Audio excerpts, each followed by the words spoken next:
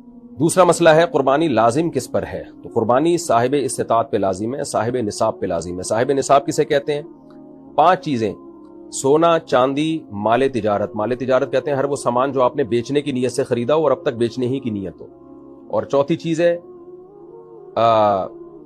یعنی سونا، چاندی، کیش، مال تجارت، اور 5ویں چیز ہے ضرورت سے زائد سامان۔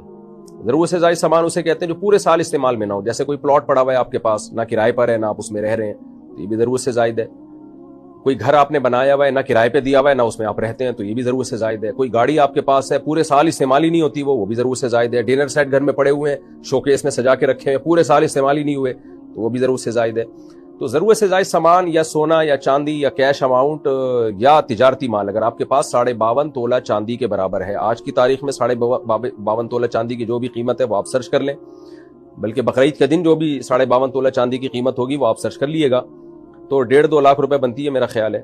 تو جس کے پاس اتنا اماؤنٹ موجود ہو اس اماؤنٹ میں سے وہ قرضے بھی نکالے، مائنس کرے، اور جو ضروری خرچے ہیں جیسے گھر کا راشن آئے گا وہ ضروری ہے، گیس بجلی کا بل یہ ضروری ہے، تو یہ ضروری خرچے مائنس کر کے اگر کسی کے پاس 52.5 تولہ چاندی کے برابر رقم بنتی ہے تو اس پر قربانی لازم ہے۔ اور جس کے پاس یہ ضروری خرچے مائنس کر کے بھی 52.5 تولہ چاندی کے برابر رقم نہیں بن رہی ہے تو پھر اس پر قربانی لازم نہیں ہے۔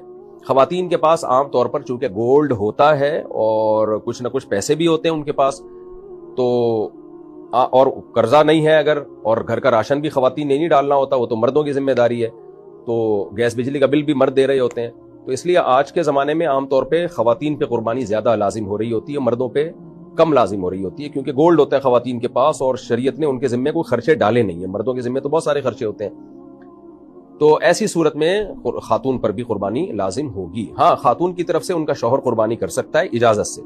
شوہر نے اگر اپنی بیوی کی طرف سے قربانی کر دی، قربانی کرنے کے بعد بتایا کہ میں نے تمہاری طرف سے قربانی کر دی ہے، تو قربانی ادا نہیں ہوگی، پہلے وہ بتائے گا کہ میں آپ کی طرف سے قربانی کر رہا ہوں، وہ اجازت دے دے تو ٹھیک ہے۔ اجازت دینے کے لیے بس خاموش رہنا بھی کافی ہے، زبان سے کہہ دینا بھی کافی ہے، خاموش رہنا بھی کافی ہے۔ شوہر بیگم کو فون کر دے، بیگم تمہاری طرف سے میں قربانی کر رہا ہوں، تو اطلاع دے دے گا تو یہ اطلاع بھی کافی ہے۔